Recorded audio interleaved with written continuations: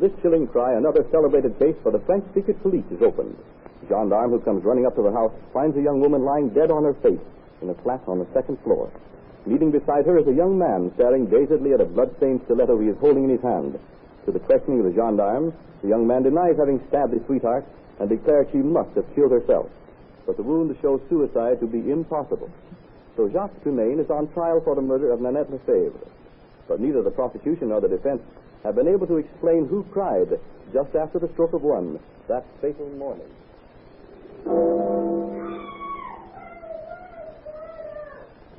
Today's radio play, Murder by Appointment, is based on another thrilling adventure of that brilliant detective, H. Ashton Wolfe, former member of the Sûreté, the French secret police, which will appear in next Sunday's issue of the American Weekly, the magazine distributed with all Hearst Sunday newspapers from coast to coast. The office door of Dr. Bertillon, head of the Sûreté, opens to admit an excited Ashton Wolfe. Good heavens. What's the matter, Ashton Wolfe? Well? No. Yes. The man is sentenced to death. Impossible. He gets the guillotine? Why, he had the most persuasive criminal defense lawyer in the country. Cartier has never lost a case. Well, he has now. A most extraordinary thing happened. What? Cartier had started to break down the prosecution, and I'd have bet 100 to 1 on Tremaine's acquittal. When in the middle of his great appeal, Yes? with the jury already dabbing furtively at their eyes, Yes? Cartier suddenly stopped. He put his hand to his head and seemed to forget what he was saying. Then he started to jabber in the most astonishing way about all kinds of nonsense that had nothing to do with the case. What happened then? The judge suspended the session half an hour to permit Cartier to get a grip on himself. But it was too late to save the case, eh? Not only that, Cartier was even worse than before. He stammered like a man in a daze. And the prosecution had it all their own way, I suppose, from then on. Yes. The jury seemed to think it had been cheated out of a treat and were bitter as a result. Uh-huh. When the foreman arose, I knew it was all up with Jacques Tremaine. The judge could do nothing but sentence him to death. That's awful. To send a man to the guillotine on purely circumstantial evidence is wicked. Listen. What's that? Open the door, Ashton Wolfe. Why, it's Cartier. Yes? They're bringing him here. Bertillon. Yes? I must see Bertillon. Instrument, all the civilization. Kills painlessly, doesn't? Shut the door, Ashton Wolfe. Oh, come here, Cartier. Oh, don't excite yourself. Now, come over here and sit down.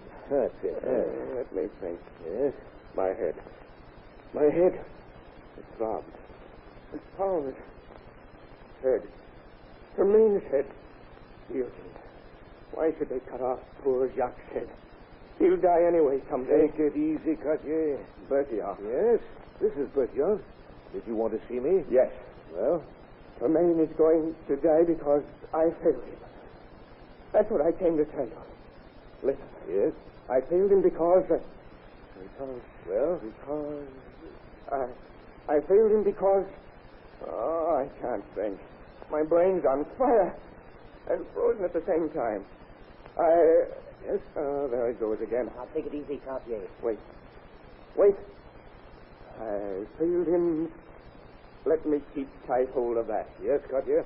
I failed him because I've been poisoned. Do you hear? Poisoned.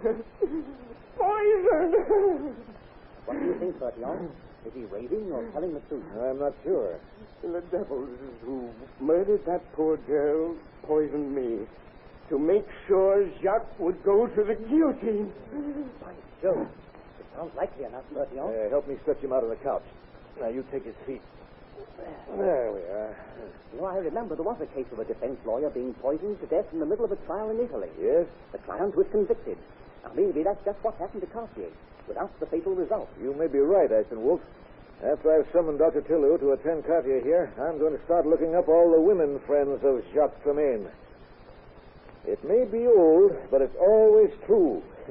Cherchez la femme. Find the woman.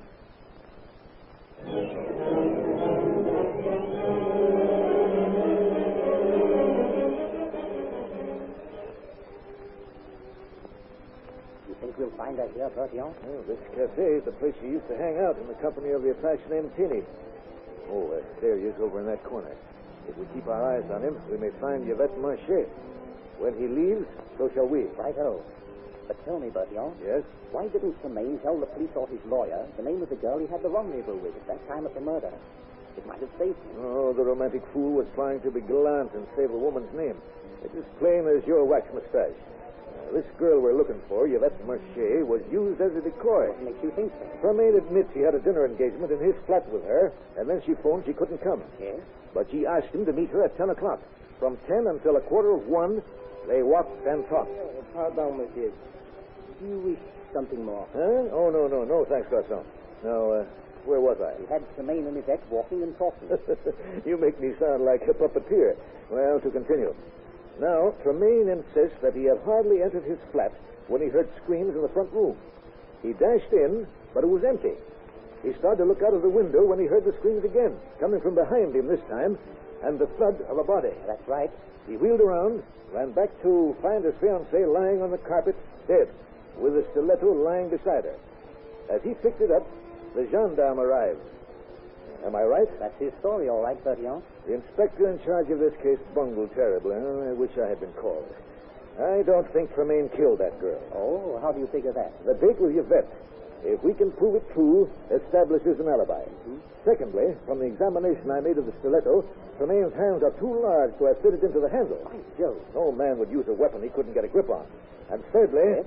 the blood stains were on the inside of Tremaine's fingers instead of the knuckles. Very neat deduction, Bertillon. Very neat. But if Tremaine didn't do it, or didn't have someone do it for him... Oh, so you think Tremaine plotted to get rid of his sweetheart? I must confess I do. There was that note in Tremaine's own handwriting found in the girl's handbag, asking her to come to his room that night. That's true, Ashenwolf. The note was in Tremaine's handwriting, but he didn't send it to her that day. How did you find that out? Our chemist reported to me that the date at the top of the note was written 6 months after the message itself was written. Oh. Besides, if Tremaine was having a tete-a-tete with another woman, he hardly would be foolish enough to ask his fiancée to visit him. And who did kill Annette Lefebvre? That remains for Teeny to disclose to us. Now, you see him at that table talking to that Spanish-looking woman? Yes. He's paying his bill. He must be leaving, Bertillon. And so are we. I'll leave our drink money on the table. We can't waste time looking for our garçon. Now, come on, Ashton Wolf. Where Teeny leads, we shall follow. Right.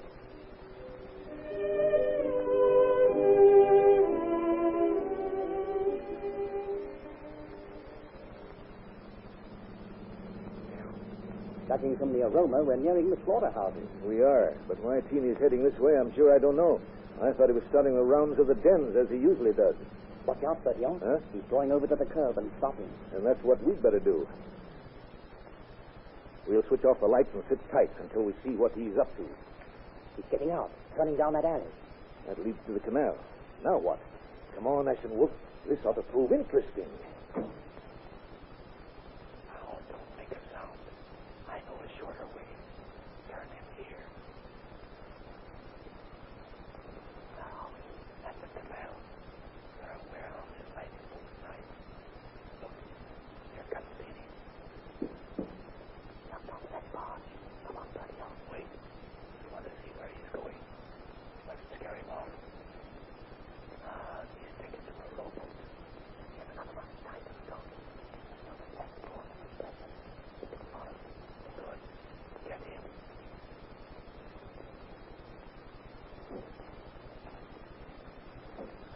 Now, row easy. I'll guide you. Pull on your left oar. Now you're right. That's it. Left a little harder. Good. Straight ahead now. How much further? Stop rowing. Now. At the warehouse in which Teeny disappeared. It's too dangerous for us to try to follow him. So we'll stand in the shadows until he gets out. Come along. Here he comes. I'll follow him. You go and see what he's been up to. Find out. There he goes. I'm off. Good luck. Thank you. No, you too.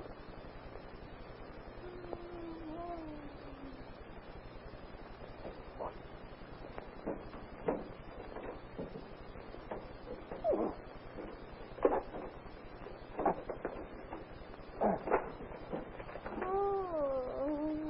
Woman, good heavens.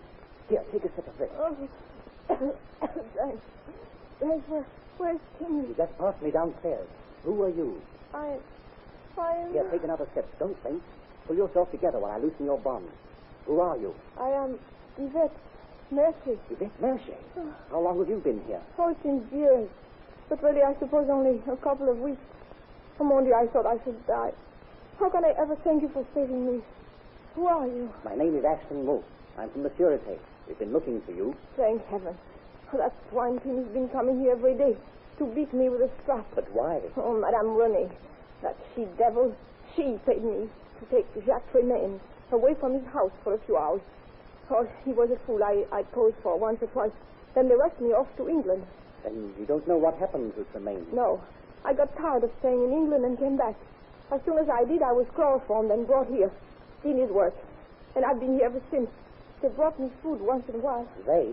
You mean Teeny and Miss Madame René? Yes, Madame René Lamont. A grande dame-looking woman with rather a Spanish appearance? That's Madame René, all right. How did you know? We saw Teeny talking to her in the Café des Artistes. She came here as soon as he left her.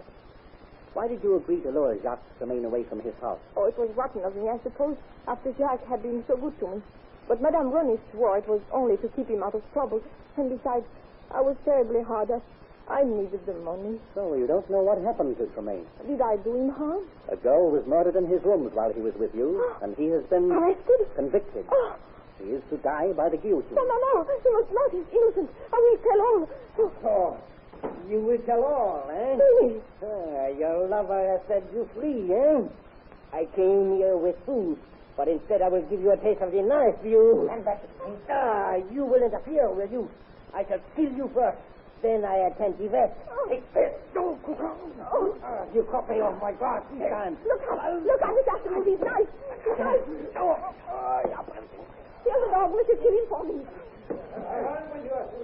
Now, just hang on to him a minute. I'll have the bracelets on him. Good work, Bertie. Well, I stopped to tire a boater. I'd have been here sooner. Who's this? Yvette Mercy. Oh, so you found her, did you? Splendid. Have you questioned her? A little. I was interrupted by Teeny here. Yvette admits luring Tremaine away in the night in question. She says the woman we saw in the cafe is Madame René Lamont, who hired her. And this dope-eaten wreck Teeny killed the girl, I suppose. No. I didn't kill her. But you know who did? It was René. She was jealous.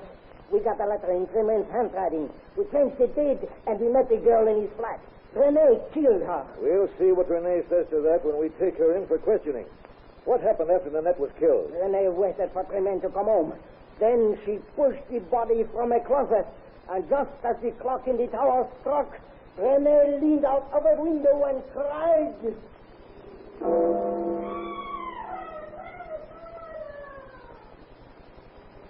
Be sure to read the interesting details of this latest adventure of H. Ashton Wolf when it appears in next Sunday's issue of the American Weekly, the magazine distributed with all Hearst Sunday newspapers from coast to coast.